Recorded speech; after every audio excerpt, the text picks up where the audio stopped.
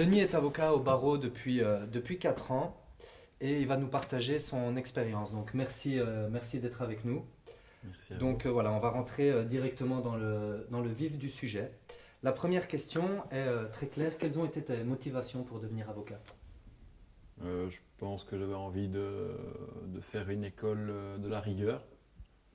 Et autour de moi, tout le monde disait que de faire 3 ans de barreau, le stage, était une manière d'acquérir une certaine rigueur et de bien pratiquer le droit et en plus de pouvoir mettre ses compétences au service de causes qui en valent la peine.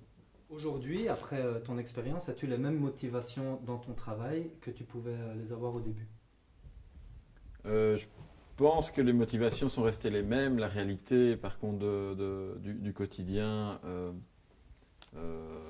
affaiblit un petit peu la lame et l'envie systématiquement ou la hargne dans la défense des intérêts de tes clients parce que tu choisis pas toujours tes dossiers et tu travailles aussi pour tes patrons, surtout quand tu es jeune.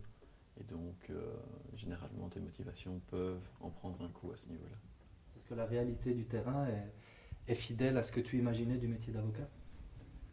Elle est fidèle, mais l'expérience et les années passant peuvent un petit peu émousser la lame. Et donc, les vraies motivations pour rester toujours aussi motivé à l'idée de travailler dans le secteur d'avocat au jour le jour, a diminué avec les années de pratique. Et du coup, est-ce que tu as dû, dans ta vie, faire des choix qui vont à l'encontre de tes valeurs personnelles? Dans ma vie professionnelle, Ouais.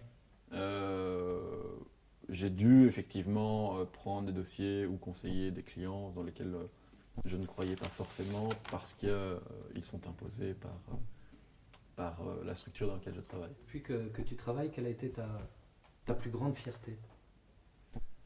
Ben, je pense que simplement se sentir utile à quelqu'un, voilà, peut-être l'indigent, peut-être la personne qui est précarisée, qui vient te voir et te demander conseil, que tu arrives véritablement à aider. C'est pas forcément un cas concret, mais ça peut arriver à plusieurs reprises. C'est quelque chose de très gratifiant. Et du coup, ta plus grande frustration? Ma plus grande frustration, peut-être, aura été de faire exactement l'inverse et de consacrer beaucoup de temps et d'énergie à des causes qui, fondamentalement, sont médiocres. En Belgique, chacun a le droit d'être défendu. Dans quel cadre un avocat peut-il refuser un client?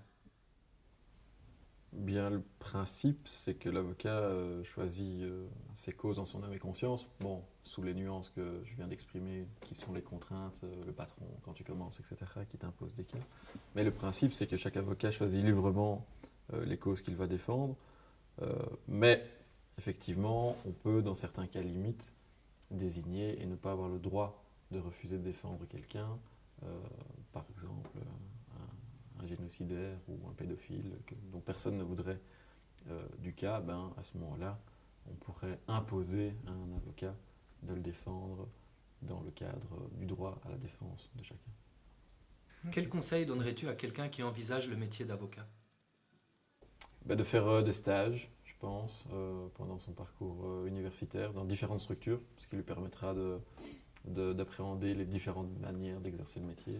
Si tu devais te reconvertir, quel métier choisirais-tu? Ce serait sans doute dans l'image ou dans le journalisme, plutôt quelque chose de plus engagé. Voilà. Si tu avais un super pouvoir, lequel choisirais-tu? Le don d'ubiquité. C'est-à-dire, explique pour nos chers téléspectateurs qui ne savent pas de quoi il s'agit. Ce serait la possibilité de se trouver à 2 endroits simultanément. Ok. Merci maître. Bonne journée. Au revoir.